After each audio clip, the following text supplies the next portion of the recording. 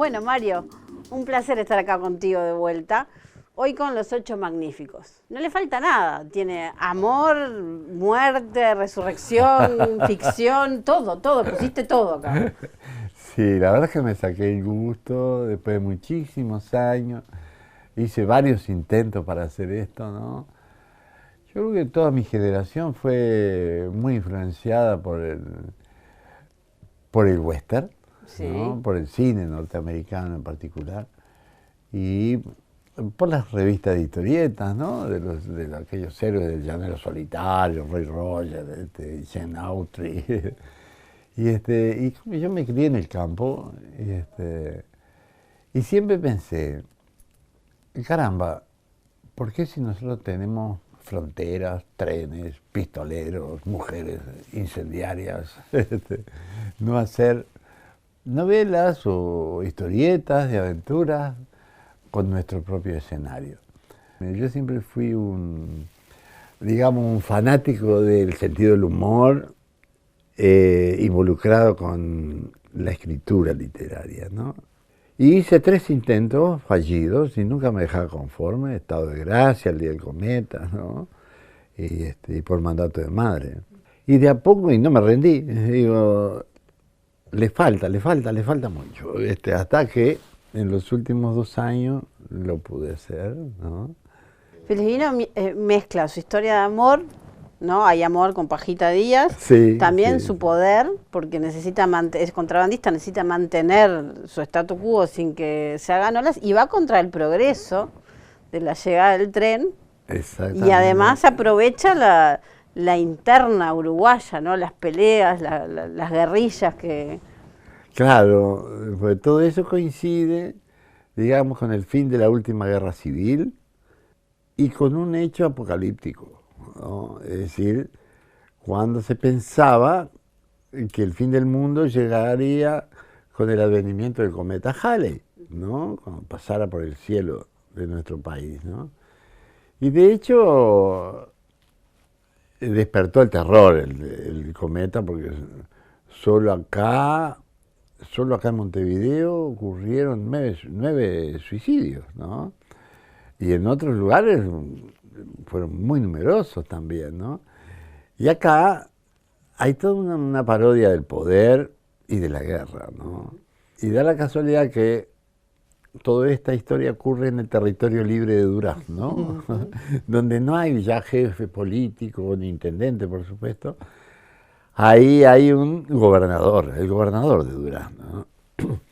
Que casualmente es nieto, Mínimo.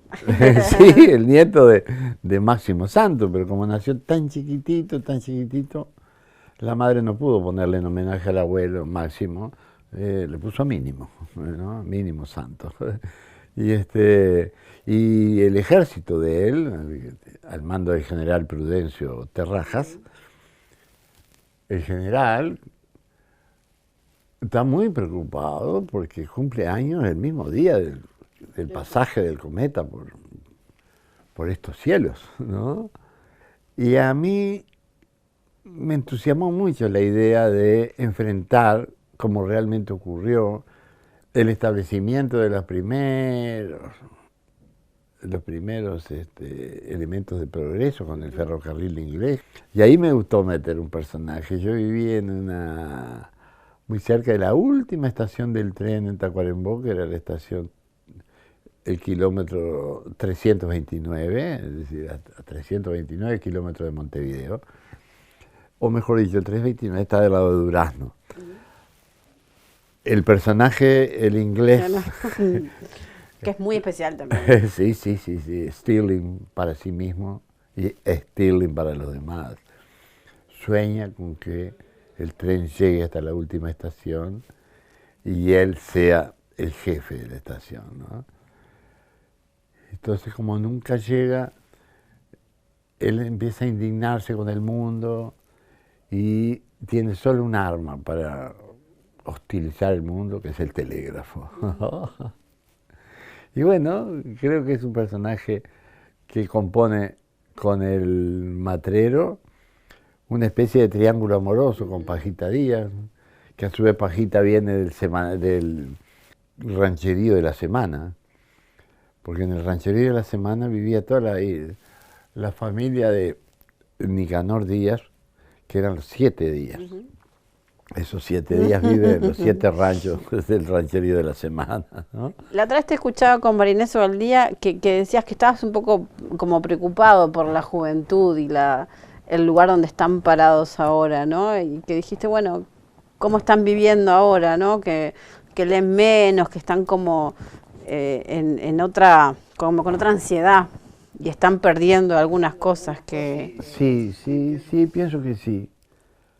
Pienso que sí, porque la vida se ha acelerado, ¿no? Vivimos en una dinámica muy pendiente del tiempo cronológico más que del tiempo psicológico, ¿no?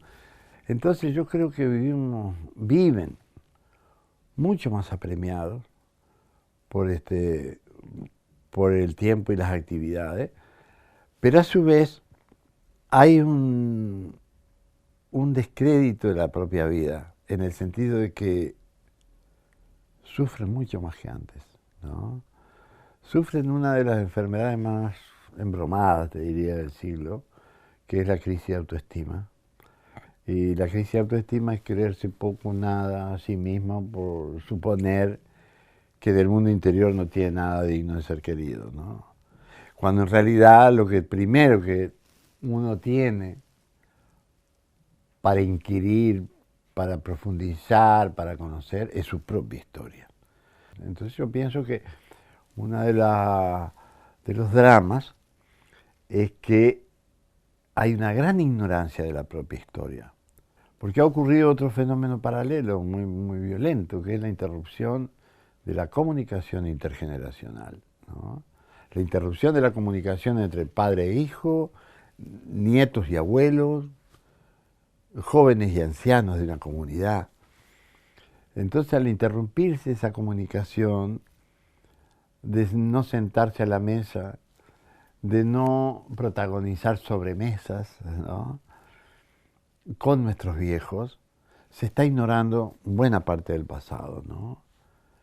Por eso yo siempre decía que los acontecimientos en aquella época de los años 80, 70, los más grandes, los más importantes acontecimientos culturales eran los apagones. Bueno, Mario, un encanto el libro. Muchísimas gracias por venir.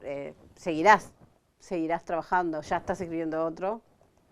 Sí. Bueno, entonces te esperamos con el próximo. Sí. Bueno, un gustazo y ojalá que no se duerman No, leyéndolo. para nada.